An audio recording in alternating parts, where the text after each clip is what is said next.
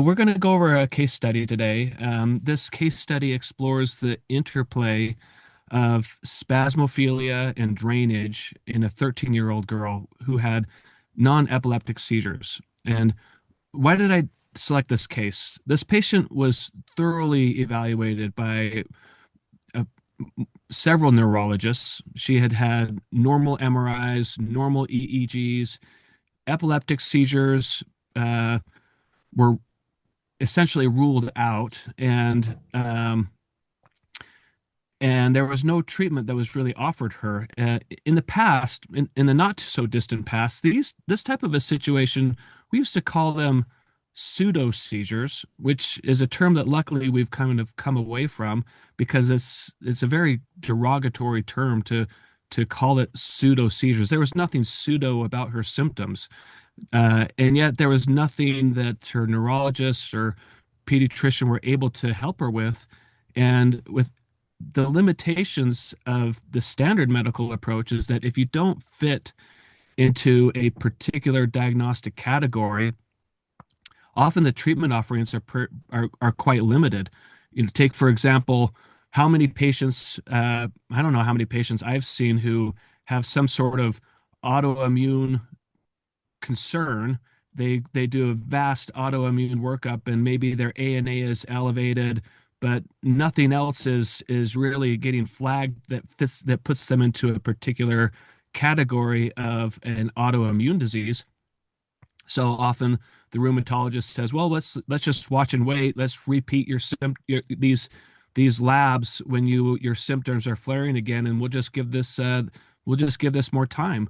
Um, and so often these patients are suffering without getting a lot of treatment because they don't fit into a particular category.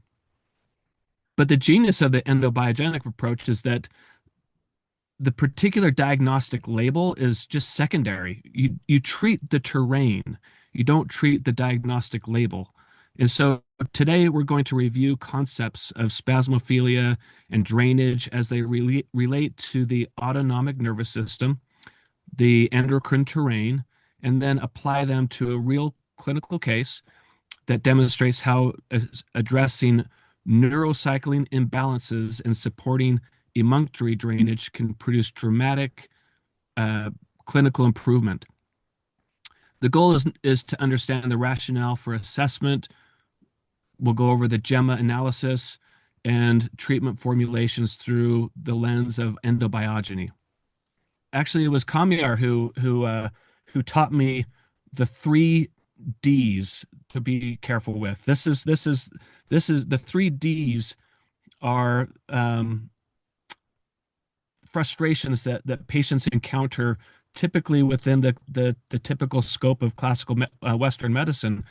Often they have symptoms with normal labs and they're suffering, and they can either be dismissed or denied, or they can be dominated. And we try to avoid all of those D's. So how was this patient dismissed? Well, she was dismissed in that she was referred from one specialist to another, not getting any sort of traction on how to treat her concerns. She was often denied, saying, "Well, this is just sort of all in your head, so to speak," and in some cases, patients can be dominated. Probably the most extreme form of domination would be a irreversible surgical intervention that says, "Well, this may help. Let's try to correct this with surgery." But sometimes domination occurs through excessively oppressive doses of medications that can lead to other consequences in terms of side effects. So we try to avoid those three Ds. This slide integrates the clinical findings with the endobiogenic terrain. The hypervigilance and the anxiety reflect elevated alpha sympathetic tone and over-reliance on the immediate adaptation syndrome. The constipation is a direct manifestation of elevated sympathetic noradrenaline, and its congesting constrictive effects on GI motility. The seizure pattern itself, a prodrome of quietness and lethargy followed by the ictal event, reflects the ANS cycle being incomplete, with beta blocked and the buffering capacity progressively consumed until the system can't hold it.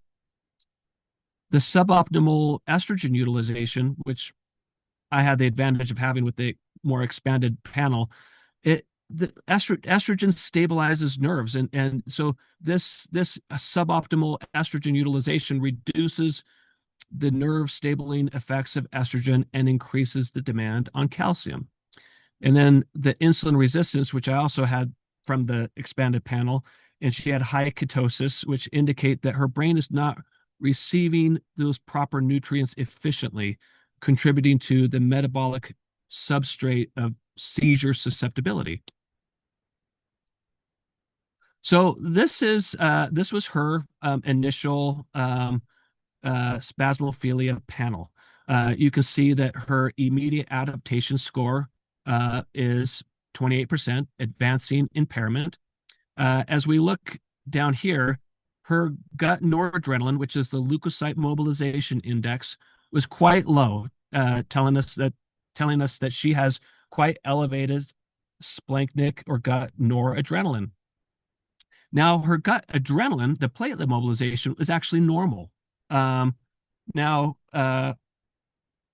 this is a situation that is very interesting because often we look at this and we for a classical I guess a definition of spasmophilia, the platelet mobilization or gut adrenaline is typically going to need to be low, and the gut noradrenaline or the leukocyte mobilization can be either low or high. And yet, clinically, she had multiple symptoms that led me to think that she was spasmophilic. And so, even though this gut adrenaline or the platelet mobilization index is normal, doesn't that simply tells me that on a gut level, that in the moment these labs were obtained, she probably didn't have gut levels of spasmophilia, but that does not exclude the possibility of spasmophilia in other tissues, including brain levels of activity. So the fact that this gut adrenaline or platelet mobilization index was normal doesn't tell me that, oh, well, never mind, she doesn't have spasmophilia. No, I still look at this, and this is very useful information. Nevertheless, her gut noradrenaline score is quite low. Her immediate adaptation impairment score is significant, and this energy mobilization or starter index is quite low. Again, all pointing towards elevated gut noradrenaline. So here we can correlate findings from the GEMMA index with the initial panel. So the gut noradrenaline index was very low, indicating elevated splanchnic noradrenaline with vasoconstrictive effects. So this correlates with